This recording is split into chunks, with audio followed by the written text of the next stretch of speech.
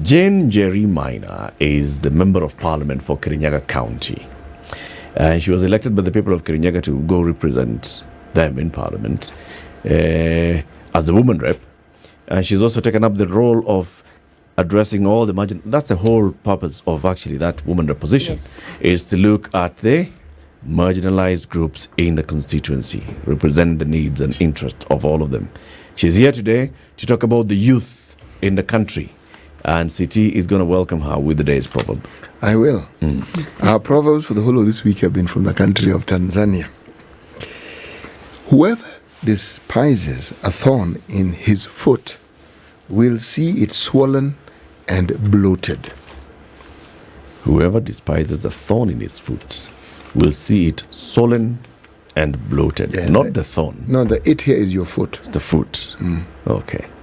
Mheshimiwa Jane, karibu sana. Thank you for having me. Welcome to the hot seat of Kenya's biggest conversation. It is. It's starting to feel hot. Come on. That's all in your mind. You said it's hot. It's hot, so. It's all in the mind. This proverb is from Tanzania. Yes. Have you heard anything similar from other communities?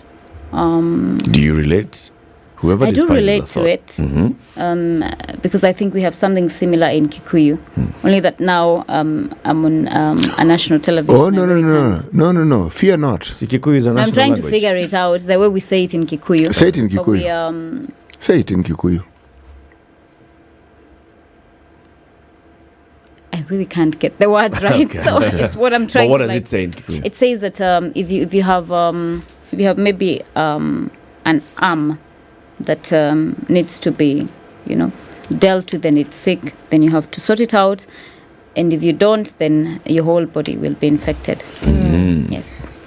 Like if you don't treat a wound on your arm, yes, the entire body will get infected. Is it similar, City? It's saying the same thing. It's exactly that. Same thing, huh? Yes, because it will spread. Thorn doesn't, you don't get a thorn in the whole foot. It's just a part of the foot. It's a part of it. But then you ignore it, and then the entire foot. Boom. Yes. It gets swollen. All right.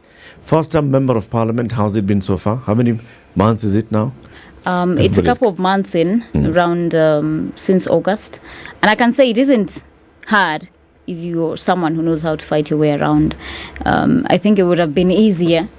But for someone, if you just, it's so easy to just get in there and get lost, in the space, and just be some other random person who got elected on a young ticket who isn't really making real change. Because I believe that you have to unsettle people and you have to upset status quo if you really want to push for change in this nation. So I think for a young person, it is easy if you know how to fight your way around.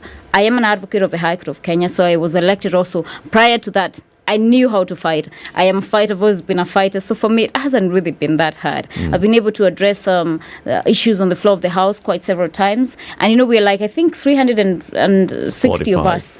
Right? And it is just so hard to get space to even speak on the floor of the House and address the issues that you want to address. So imagine for a first timer, because we have that thing of ranking members in Parliament. So if a ranking member like City here has perhaps put in their card and keyed in that they want to address an issue, they'll be given priority over a new member. Over junior members. Yes. What were you doing before you got into parliamentary politics? I've just said I'm an advocate of the High Court. So I was running a small law firm. I was a struggling lawyer. I was the clerk, I was the secretary, I was the one returning the emails, billing the clients, and running to court. And I did a lot of pro bono work. I've done a lot of work around health, and I've done a lot of work around women's rights and children's matters and family law. So basically that is what I was doing. So most of my time that would have been billable for money was actually, non-billable because I was doing too much pro bono work. But I felt that there is so much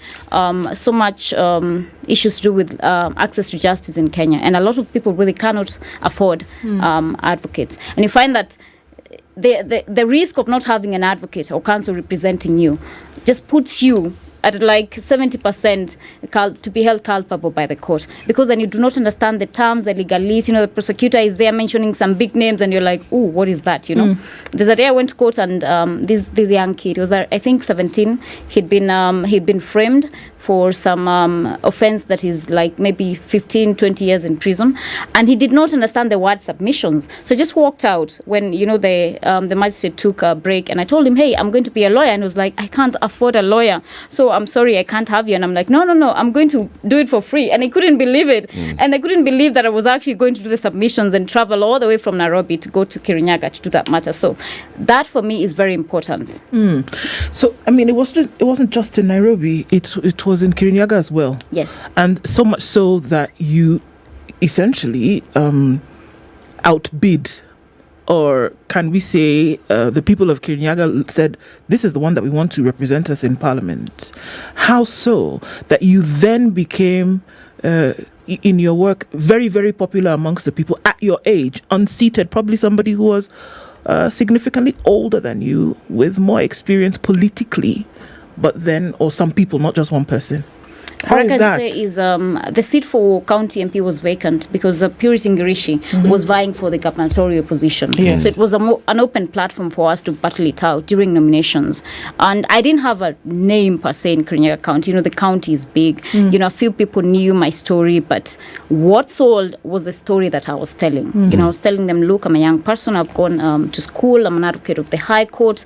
I've done pro bono work for the community. And I wasn't doing it to look at the angle of getting into politics. I was doing it because I really want, and I'm very, very focused on community service. So for me, I think it's a story that I sold to the people of Kirinyaga, and I told them, look, we need people with fresh ideas, new ideas. We're going to go to Parliament and legislate. Understand that the floor of the House is not only for, just maybe perhaps going to do the other works like giving bursaries and all that. Legislation, bringing all these perspectives of a new, fresh idea of how we can grow the county, look for partnerships for the county, aggressively push the people's agenda, the youth's agenda, the PWD's agenda. So for me, it was a story that I sold to them that they bought. And I can say the nominations were quite tough. They were, I nearly lost my ticket. There were so many vested interests. You nearly lost your ticket? Yes, I did. Lost your victory.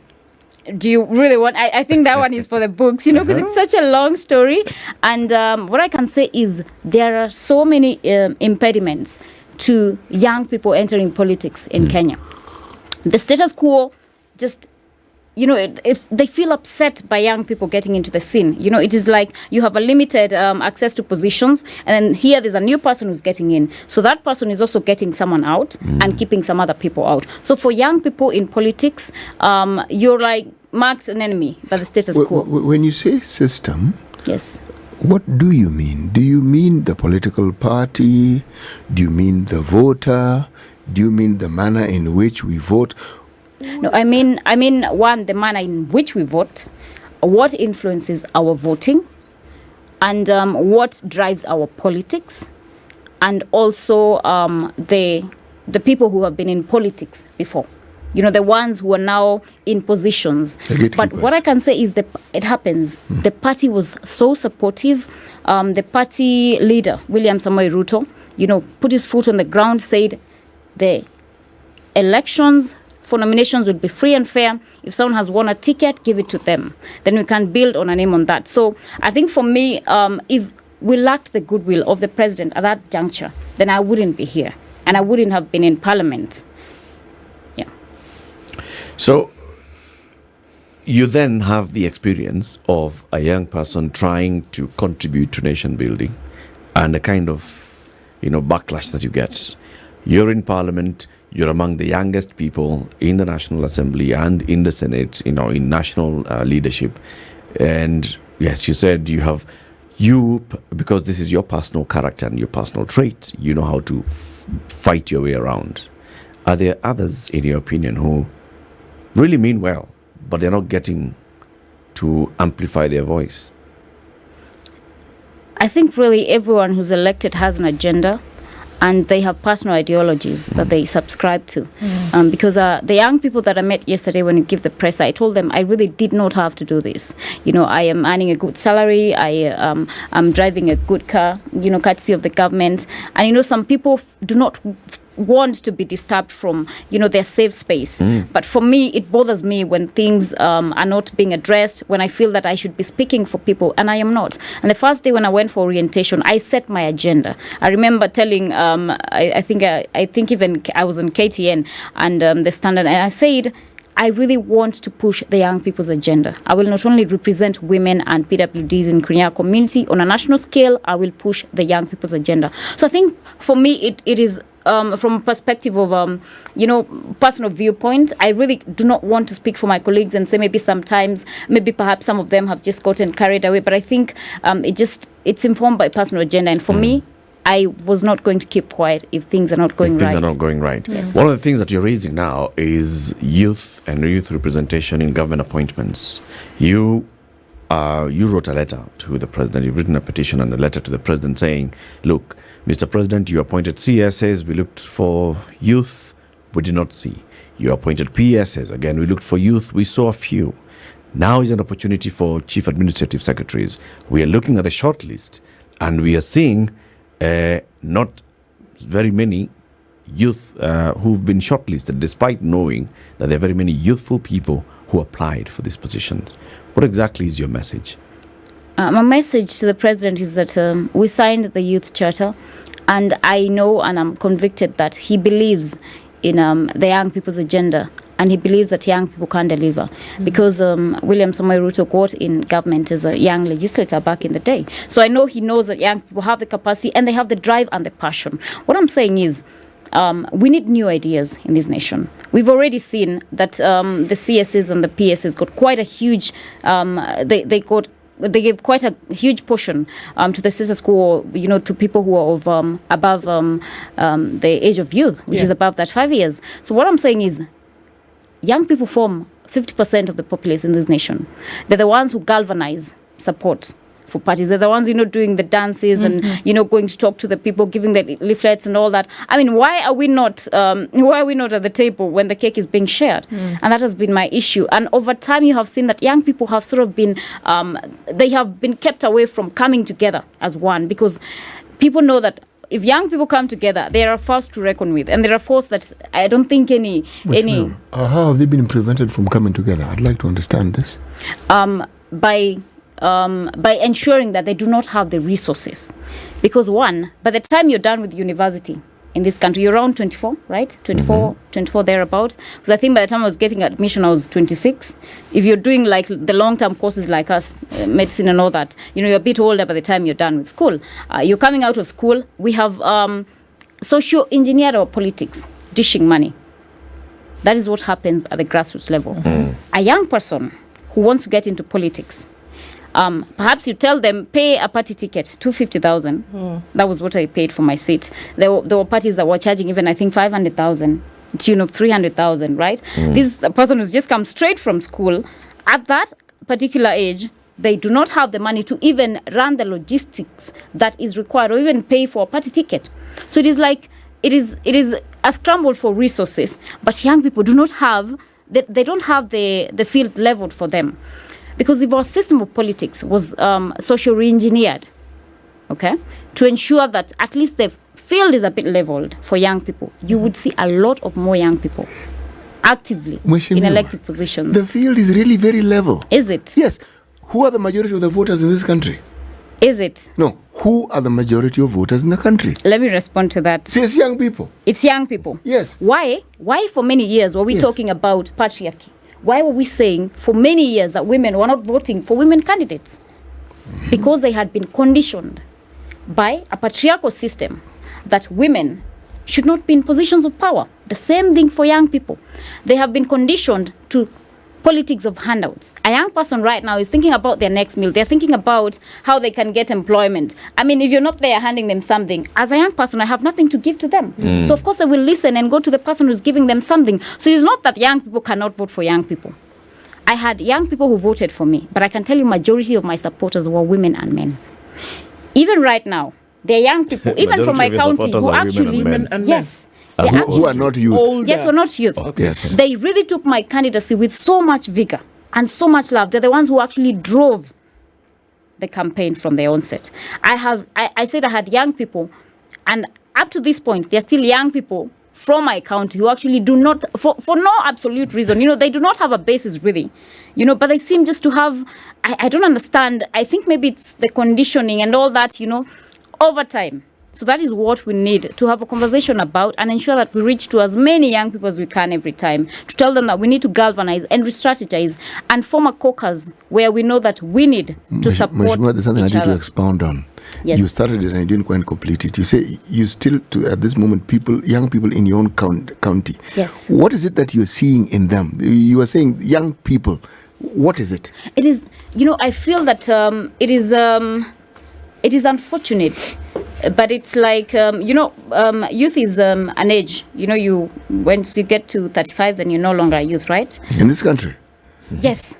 No. It is in the constitution. Unless you want to tell us you're a youth, are you? Oh, no, I'm an ancient creature. It is. I think, I don't know, you're aware it's in the constitution, 35? It's a 35. There's a cap. But in this country, as long as you look young, Kalonzo is a you're youthful politician. And, people say youthful, young at heart and all that, But I'm saying legally. Right? So it is a phase, right? Even I will not be a young person forever. So I think for a lot of young people, it is about competition for resources, and thinking that maybe perhaps a young person is using them to prop themselves up. So it is all this social engineering that we need to do and ensure that we are able to speak as a voice and galvanize and associate even perhaps with politicians, even if they are of the older generation, who will drive the young person's agenda. Okay. What would you... looking at there was something that you did say about it is the young people. It's the young people who are drumming up support for politicians, politics, and such. Do you and you've also said you know that the president knows this. He knows that the young people are quite active in the politics of the country. Why wouldn't it be front and center of his mind then to have at least a certain number at the bargaining at the table? Why do you think it wouldn't cross his mind, for example, to have one or two CSs of a youthful nature? And then why would it have to be that he must then be petitioned to even think about it? I think it is a front and center of his mind, but we have all these other competing factors. And we know that we have a system of, paying loyalty. And we have a system of politics where it is, I think, Kenya is one of the most expensive elections to run. And like I've said, young people do not have the resources. So what they give to the party is what they can, galvanizing support and all that. So you see where the status quo or the veteran in politics beat us is that they have had the resources and the money. If maybe perhaps their funds being raised for a campaign, they're able to give quite a chunk of it. So young people are beaten at that game because, like I have said, they don't have access to resources. So it is front and center of his mind. But then as a person, from personal viewpoint, maybe perhaps it's something you would want to do, but there are all these other competing interests. So they come and cloud it. So for me, it was just a reminder to the president. So it's reminding him. And I did not even demand. I was requesting him to ensure that, I think there's a place where I said Ruto apange vijana because I know the president is capable of that, right? Of putting them together, of putting them and just placing them somewhere. Because if they're left just to the machinations of a status quo, then they can be certain that we have a long way to go. So it's basically demanding your share because of your contribution and saying everybody else is coming and saying, you know what, we contributed by putting money, we contributed by mobilizing resources for campaigns in this region, we contributed by being the vocal people, and the youth are saying we contributed because we came for meetings, we contributed because we participated in voting, we contributed even though our contribution was not written down somewhere, was not tangible, but it was visible. That's basically what the youth are saying. Yes, that is what young people are saying. And I think even the history of the way we run our elections, even from the days of YK 92 and all that, young people are the ones who galvanize the grassroots. They're the ones who are running the shows on social media now, because we have social media at the time. They're the ones who are organizing the meetings. They're the ones who are, taking the pictures and all that. And so they have a contribution that they make. Just that perhaps it's not monetary, and it's not that they would not want to give it. They would want to give it, but they are not in a position to.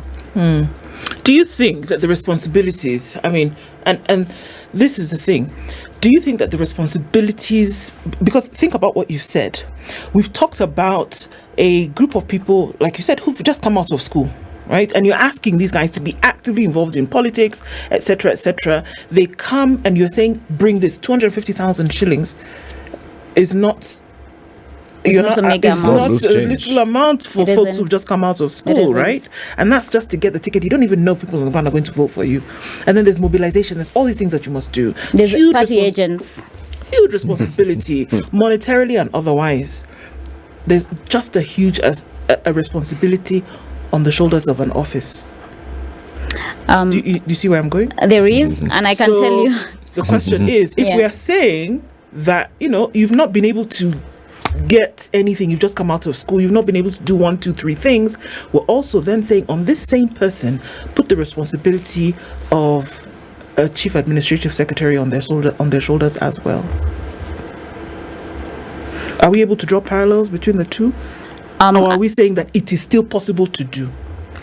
That is an administrative appointment, right? So basically you'll be running the office and having meetings, Leading a team of people, looking for avenues. That has absolutely nothing to do with money. If you do not have money today, right? If you do not have money today, even at whatever age, it does not mean that you're not capable of taking up responsibility. So what I'm saying is the young people do not have the resources, right? The financial resources. But it does not mean for any reason that they are not intellectually capable of taking up the responsibility of running an office. I mean, look at me. I'm in Parliament. I think if you can check on my social media pages, you can see all the things that I'm doing, these meetings I'm organizing and all that. Yes. Young people have the capacity. And the energy. We have seen the young kids in Japan. I mean, they're the ones who, make the watches that we wear. So they do have the intellectual capacity. They might not have the money, but that does not mean that they cannot undertake responsibilities. Sure. Let's take a break. This is the Situation Room, the only way to start your day. The conversation continues with the Kirinyaga woman rep Jane Njeri Maina. We're talking about youth representation and specifically this time with the appointments to Chief Administrative Secretary position. Mheshimiwa, you wrote to the president and you said, remember, you signed a youth charter. You talked about youth being an active cog in your government. Now we are looking at all the other appointments. Here's another opportunity for you to actually fulfill that promise to the youth. The list that has been published by the Public Service Commission for those that have been shortlisted for this position include very many other people. Well, of course, we don't know the age of everybody there. They don't list the age. They just list gender and county. But there are people whom we know and we know their age. James Ongwai, we know he's not youth. Evans Kidero, we know he's not youth. And such other people. And maybe that's where the focus is. But as you are writing to the president, do you actually know how many people in this shortlist would qualify for what you're pushing for that you're advocating for, the youth? I think we should actually be listing the age in future, because then the public is able to see, and they're able to just analyze and figure out where we're headed as a government. And for me, I did not want to even name names, because I believed if I named any names, it would have been biased, and I would have been taken like I am supporting or rooting for a particular young person to be given a position for vested interest. So what I did is I am requesting the president, any young person who's on that list should be given a chance. And we are requesting for 50% of the CAS positions. I know quite a number of them applied. Some of them were not, majority actually were not even shortlisted. Why? Why do you think they were not shortlisted? I believe PSC just wanted to give credence to the people who've been there in politics, the veterans in politics. And it's unfortunate. Why would a former What's the average age group of the people who are in the PSC? Yeah.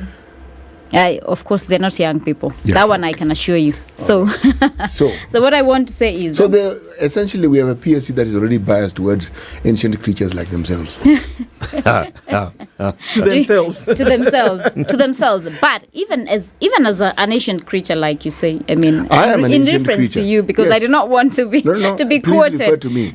In reference to you, Very long in the tooth, yes. You do perhaps even have, even if it's not children, nieces and nephews, right? So even when you're thinking in the perspective of catering for people who are your age, you must also think in the perspective of catering for the people that, who are maybe your nieces or your nephews' ages. And we have told young people for so long that you're the leaders of tomorrow. I mean, tomorrow never comes. No, tomorrow is actually here. Tomorrow is here. It is now. This is the time and moment.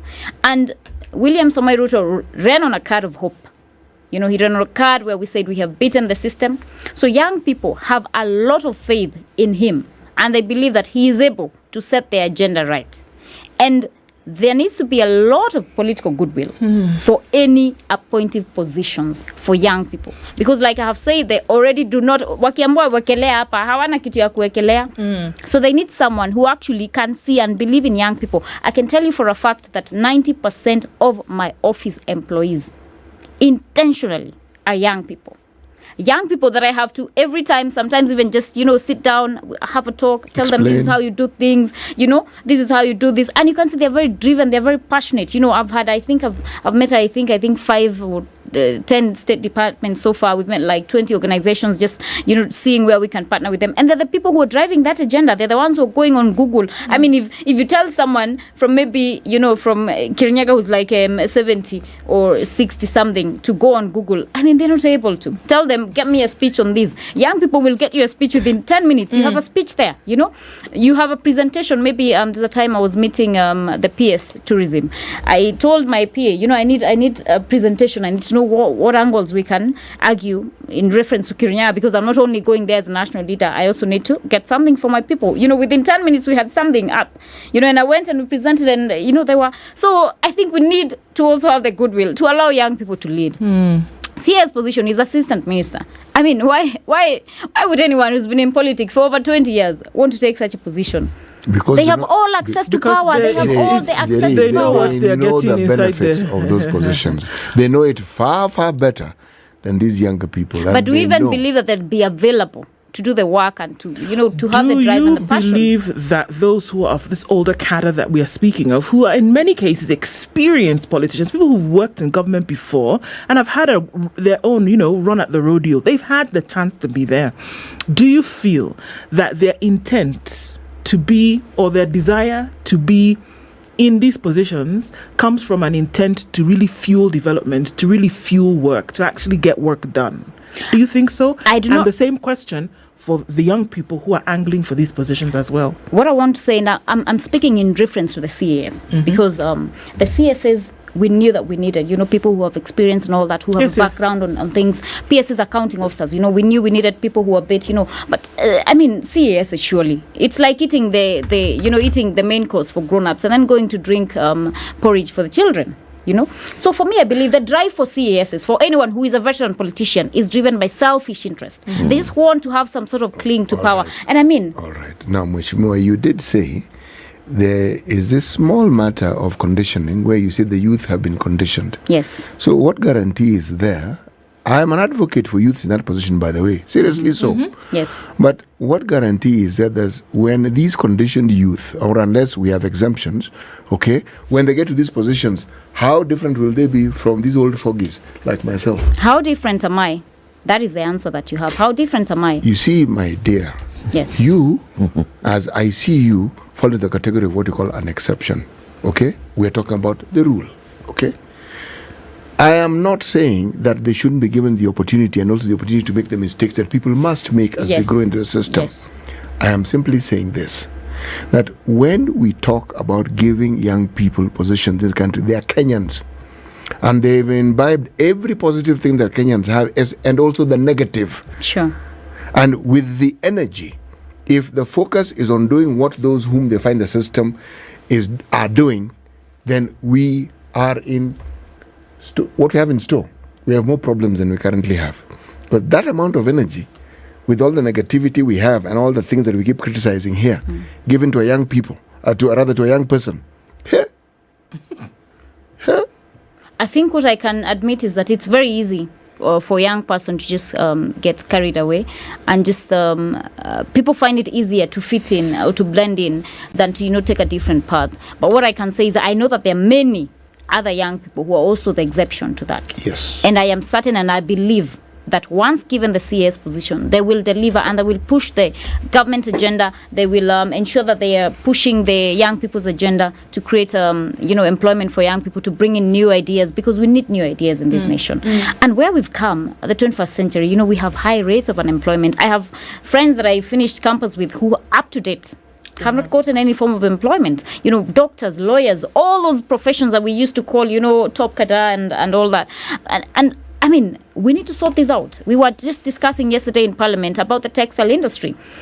I got a chance to travel to Argentina. Argentina is where you'd expect, you have those drug peddlers, and all that. And I was so surprised, and they have such a robust textile industry.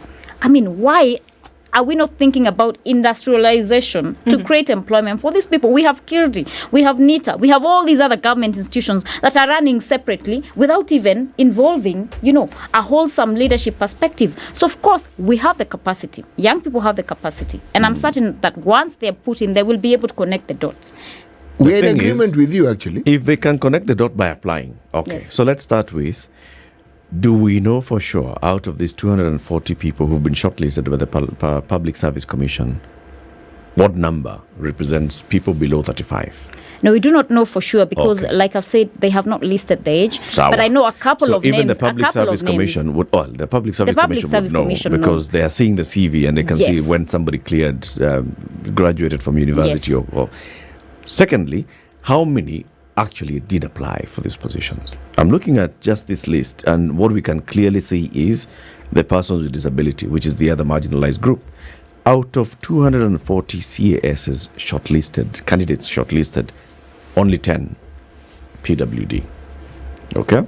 Now, is this a reflection of the number of persons with disability who applied for these jobs or not? Are we saying that the Public Service Commission should then also be thinking, when we are advertising for these positions, we should ring fence a certain percentage to these particular marginalized groups, persons with disability and the youth and such other interest groups, and say, depending on the number of applications that we receive, we can even reopen the applications, saying we need more youth to apply because we don't have a big pool from which to shortlist. Is that what we're saying?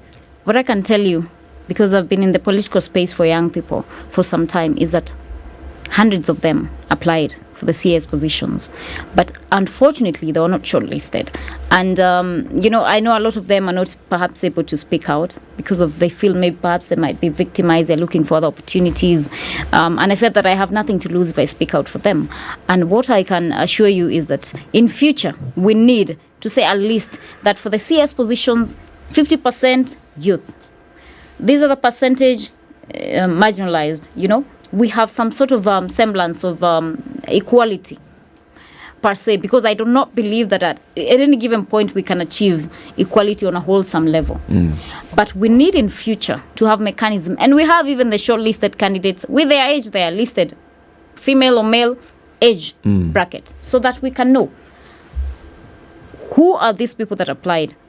There's a time, I think, Kenya Ports Authority advertised for, 200 positions. It's some time back. And there were like 2,000 young applicants. I can assure you, and I can bet that young people applied. Only that majority of them did not make it to the shortlist. But I am vouching for those that did. And I'm saying that I am not supporting a particular person or naming names. I want the president to consider the young people who applied for that CS position. What you're right about is it's a matter that requires affirmative action. Yes.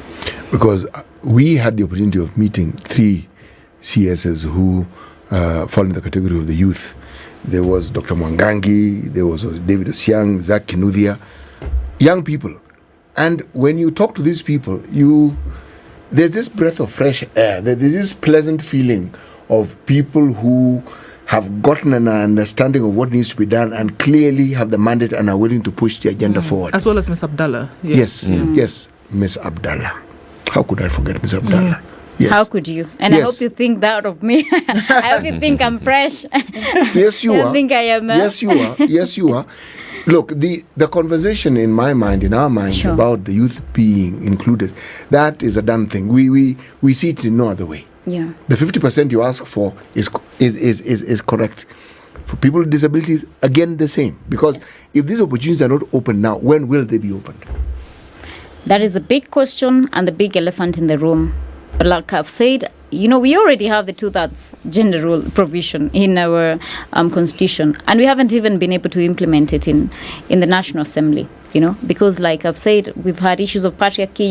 You just don't tell people elect women. You cannot restrict it. But then we need affirmative action for even the CAS position, so that in future we do not need to be discussing why young people should be represented. Right?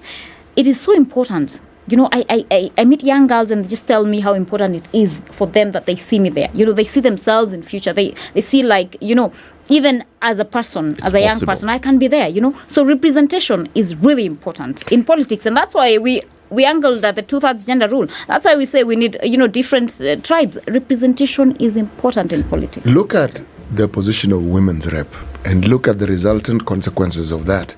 Because it was affirmative action, we've actually seen more women being elected. Yep. Because women were given the opportunity, because of that particular affirmative action, to actually have that position, specifically for women. So people could see what women could do when they took those positions.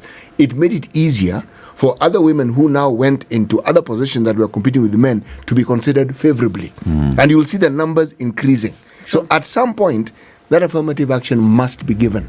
It has to Because be. in the absence of that, we will never actually see, or will never have the opportunity to have young people experience these positions, and we won't have the benefit of seeing what they can do when they're in those positions. True.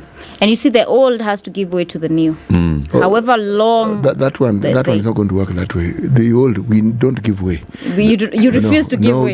Then we will bulldoze and, forced out of the way. Yes, that's what must happen. Force you out of the way. That's what affirmative action does. Yes. People who have enjoyed power and know it rarely willingly give it up. Very rarely. They learn to stay there. Yes. It is Affirmative addictive. action works. We've seen two of those of former women reps are now governors. Yes. Elected in the same county. And she's amazing. Gladys Wanga did a lot of extensive work in Parliament. She's one of the top legislators. She was one of the best performing woman MPs. So of course I think it is also a good picture, like you've said, that people now can see what women can do and what their leadership brings to the table. So let me ask the question then, Honorable Maina. Why do we need the CAS position? I think that is such a tough question, because then I do not want to give a self-defeatist answer. And there's been the issue has actually been in court. Right? And there were arguments that we've already overburdened our government and that we do not need an assistant minister position. But from my perspective, we have the CS, then the PS is accounting officer, and of course then they need an assistant to be running around and, like I've said, doing all these meetings and planning things and all that. So for me, I think that we need it so that we can have young people come in and bring in a fresh perspective. We are okay to see the CSs. We are okay So your to see argument officer, but is really, for a CAS position to be an affirmative action position. yes, I am saying that in future we must ensure that a CAS position is an affirmative position, because we say we need to nurture leaders, right? Because at the end of the day, these other leaders, even the veterans, they will have to pass over leadership. But I mean, if you haven't nurtured these leaders, then when will they take over? How will they learn how things are run? But why bring them at that high level? That is That's not very high. That's very not- expensive internship. They do no they do they don't actually do much.